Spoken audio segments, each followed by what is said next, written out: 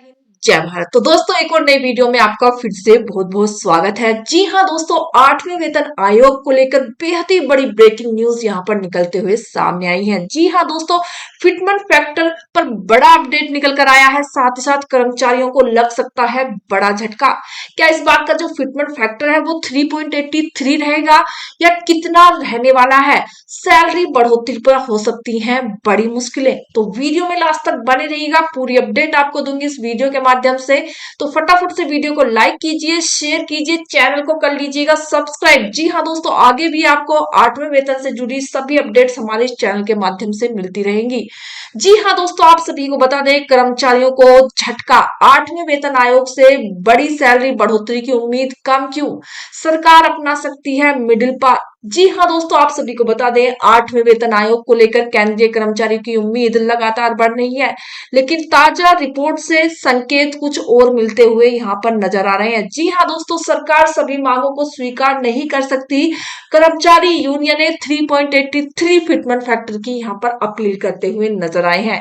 जी हाँ दोस्तों, आप सभी को बता दें, 8वें वेतन आयोग को लेकर देश भर के लाखों केंद्रीय कर्मचारी और पेंशन भोगी बेसब्री से इंतजार कर रहे हैं।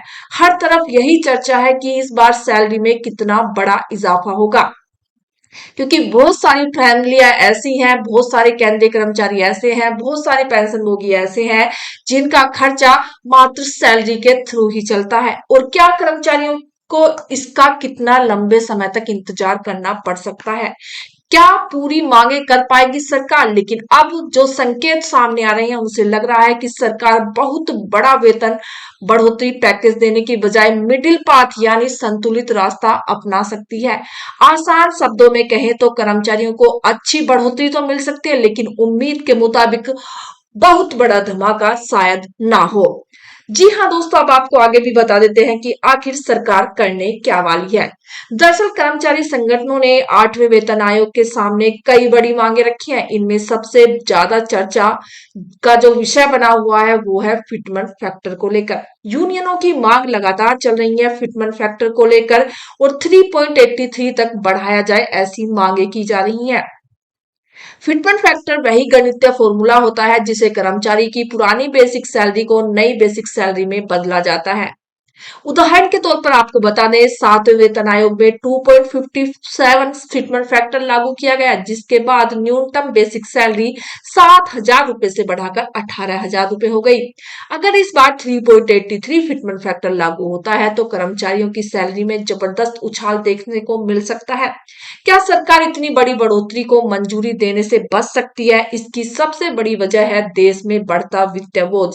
साथ ही साथ सरकार को सिर्फ केंद्रीय कर्मचारियों की सैलरी ही नहीं बढ़ानी होगी, बल्कि उनके साथ पेंशन भत्ते और रिटायरमेंट से जुड़े भत्तों पर भी तेजी से बढ़ाव करना होगा। इसके अलावा केंद्र के फैसले का असर राज्यों में भी देखने को पड़ सकता है, क्योंकि ज्यादातर राज्य सरकारें भी बाद में अपने कर्मचारियों के वेतन में संशोधन करती हैं। ऐसे में अगर बहुत बड़ा फिटमेंट फैक्टर लागू किया गया तो सरकारी खजाने पर लाखों करोड़ों का अतिरिक्त बोझ पड़ सकता है। दूसरी तरफ महंगाई और बढ़ती जीवन शैली को लागत में देखते हुए कर्मचारी संगठन वेतन में बड़ी बढ़ोतरी की मांग कर रहे हैं, क्योंकि दिन प्रतिदिन महंगाई इतनी बढ़ती जा रही है कि सैलरी में किसी का भी खर्चा नहीं चल रहा है, जिसके चलते यहाँ पर सैलरी बढ़ोतरी को लेकर सरकार से मांग की जा रही है।